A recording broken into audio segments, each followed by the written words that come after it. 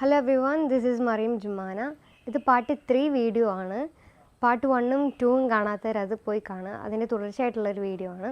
അപ്പോൾ ഈ വീഡിയോയിൽ നമ്മൾ ഫ്ലൈയിങ് സ്കൂളിനെ കുറിച്ചാണ് പറയുന്നത്. നമ്മൾ 6 മന്ത് തിയറി ക്ലാസ് കഴിഞ്ഞതിന് ശേഷം എക്സാം ക്ലിയർ ചെയ്തതിന് ശേഷം ഫ്ലൈയിങ്ങിന് ജോയിൻ ചെയ്യുക. അതായത് നമുക്ക് ഏത് ഫ്ലൈയിങ് സ്കൂളാണോ ഇഷ്ടം അതിനനുസരിച്ച് നമുക്ക് ഇഷ്ടപ്പെടുന്നത് ചൂസ് ചെയ്യാൻ പറ്റും. നമ്മൾ ഇന്ത്യയിൽ പഠിക്കുന്നതും ഫോറിൻ കൺട്രി പഠിക്കുന്നതും തമ്മിലുള്ള വ്യത്യാസം എന്താ ചോദിച്ചാൽ ക്വാളിറ്റി ഓഫ് ട്രെയിനിങ് പുറത്താണ്. പിന്നെ ഡ്യൂറേഷൻ മെയിൻലി പുറത്ത് ഫ്ലൈ ചെയ്യുന്നതായിരിക്കും നല്ലത്. പിന്നെ അവിടെ എക്സാംസും കാര്യങ്ങളും അവിടുത്തെ എക്സാംസും കാര്യങ്ങളൊക്കെ ഉണ്ടാവും. പിന്നെ ഇന്ത്യയിലാകുമ്പം 6 സബ്ജക്ട്സ് എഴുതിയാൽ മതി. പക്ഷേ എന്തായാലും പുറത്ത് പോയാൽ ആ ഒരു എക്സ്പീരിയൻസ് ഒക്കെയാണ്. നമുക്ക് പുറത്തൊന്ന് ജസ്റ്റ് ഒന്ന് കറങ്ങാം. പിന്നെ അതുകൊണ്ടാണ് പുറത്ത് ചൂസ് ചെയ്യുന്നതായിരിക്കും ബെറ്റർ. പിന്നെ ഡ്യൂറേഷനും നമ്മൾ ഇന്ത്യയിലെ കാലാവസ്ഥയും കാര്യങ്ങളൊക്കെ നോക്കുമ്പം രണ്ടും ഓൾമോസ്റ്റ് ഇപ്പോൾ ഫോറിൻ കൺട്രി ചൂസ് ചെയ്താലും ഇന്ത്യ ചൂസ് ചെയ്താലും 2 വർഷമൊക്കെ പിടിക്കും CPL ലൈസൻസിന്.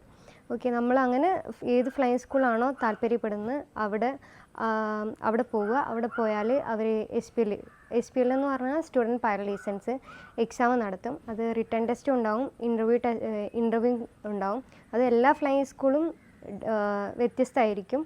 അപ്പം അവിടുത്തെ ഇൻസ്ട്രക്ടേഴ്സ് തന്നെയാണ് റിട്ടേൺ ടെസ്റ്റും ഇൻ്റർവ്യൂവും കാര്യങ്ങളൊക്കെ നടത്തുക. അപ്പോൾ അത് പാസ്സായി കഴിഞ്ഞാൽ നമുക്ക് സ്റ്റുഡൻറ്റ് പൈലറ്റ് ലൈസൻസ് കിട്ടും. പിന്നെ അവർ FRTO റെസ്ട്രിക്റ്റഡ് പറഞ്ഞ ഒരു എക്സാമും കൂടെ നടത്തും. അതും ആക്ച്വലി ഇത് കമ്മ്യൂണിക്കേഷൻ നോക്കുന്നതാണ്. ഓക്കെ, അപ്പോൾ അതിന് ശേഷം നമ്മൾ ഹവേഴ്സ് ബിൽഡ് ചെയ്തിട്ട് ഫ്ലൈയിങ് ഒക്കെ സ്റ്റാർട്ട് ചെയ്തിട്ട് ഹവേഴ്സ് ബിൽഡ് ചെയ്യുക. 200 ഹവേഴ്സാണ് നമുക്ക് CPLന് വേണ്ടത്. അതിൽ 185 ഹവേഴ്സ് സിംഗിൾ എഞ്ചിനും 15 ഹവേഴ്സ് മൾട്ടി എഞ്ചിനും. ഓക്കെ, അപ്പം അത് ചില സ്കൂളിൽ സിംഗിൾ എഞ്ചിൻ മാത്രമായിരിക്കും, മൾട്ടി നമ്മൾ വേറെ പോകേണ്ടി വരും. ഓക്കെ, അങ്ങനെ 200 ഹവേഴ്സ് കംപ്ലീറ്റ് ചെയ്താൽ നമുക്ക് CPL കിട്ടും, കൊമേഴ്ഷ്യൽ പൈലറ്റ് ലൈസൻസ്. ഇപ്പോൾ ഇന്ത്യയിലാണെന്നുണ്ടെങ്കിൽ നമ്മൾ സ്റ്റുഡൻറ്റ് പൈലറ്റ് ലൈസൻസ് കഴിഞ്ഞാൽ നേരെ കൊമേഴ്ഷ്യൽ പൈലറ്റ് ലൈസൻസിലോട്ടാണ് പോകുന്നത്.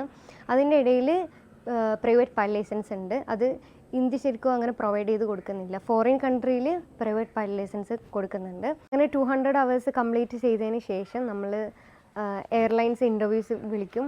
അപ്പം ഇൻ്റർവ്യൂ അറ്റൻഡ് ചെയ്യുക. ഇൻ്റർവ്യൂ അറ്റൻഡ് ചെയ്ത് കഴിഞ്ഞാൽ നമ്മൾ അതിൽ പാസ്സായി കഴിഞ്ഞാൽ നമുക്ക് എയർലൈൻ്റെ കീഴിൽ നമുക്ക് ടൈപ്പ് റൈറ്റിംഗ് എടുക്കാനുള്ള ഓപ്ഷൻ ഉണ്ട്. പിന്നെ അല്ലെങ്കിൽ നമ്മൾ CPL ലൈസൻസ് കിട്ടിയിട്ട് നമ്മൾ ഒറ്റക്കായിട്ട് തന്നെ ടൈപ്പ് റൈറ്റിംഗ് എടുക്കാനുള്ള ഒരു ഓപ്ഷനും കൂടെ ഉണ്ട്. അത് നമ്മൾ ഡിപ്പെൻഡ് ചെയ്തുകൊണ്ടിരിക്കും. ഇപ്പോൾ എയർലൈൻസ് വഴി ടൈപ്പ് റൈറ്റിംഗ് നോക്കുകയാണെന്നുണ്ടെങ്കിൽ 20 lakhs വരും. അല്ലാഞ്ഞാൽ 15 lakhs ഒക്കെ വരുന്നത്.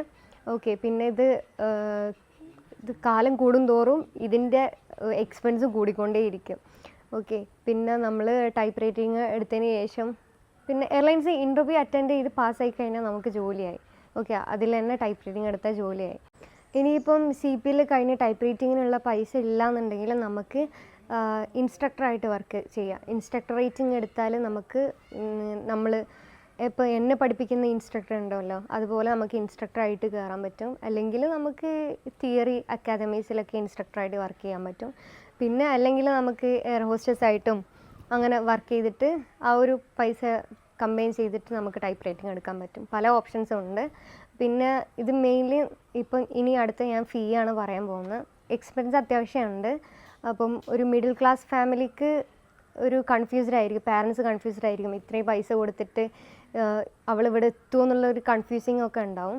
അത് മക്കളുടെ ആഗ്രഹം എന്താണോ അതിനെ സപ്പോർട്ട് ചെയ്ത് കൊടുക്കുക. ഫിനാൻഷ്യലി പ്രശ്നം ഉണ്ടാവും. പിന്നെ നമുക്ക് ലാൻഡും കാര്യങ്ങളും ഉണ്ടെന്നുണ്ടെങ്കിൽ അത് വിൽക്കുന്നത് നന്നായിരിക്കും. കാരണം നമുക്ക് ജോലി കിട്ടിക്കഴിഞ്ഞാൽ ഇത് നമുക്ക് സിമ്പിളായിട്ട് വീട്ടാൻ പറ്റുന്നതേ ഉള്ളൂ. ഓക്കെ, അപ്പം ഇനിയിപ്പോൾ നമുക്ക് ഫിനാൻഷ്യൽ നല്ല പ്രശ്നമാണെന്നുണ്ടെങ്കിൽ നമുക്ക് എയർഫോഴ്സിൽ ഫൈറ്റർ പൈലറ്റായിട്ട് ജോലി ചെയ്തിട്ട് അവിടെ ഇത്ര വർഷം വർക്ക് ചെയ്തതിന് ശേഷം ഇങ്ങോട്ട് മാറാൻ പറ്റും. അങ്ങനെയുള്ളൊരു ഓപ്ഷനും കൂടെ ഉണ്ട്. അപ്പം ഇതൊക്കെയാണ് കാര്യങ്ങൾ. ഇനി ഫീസ് കാര്യങ്ങളാണ്.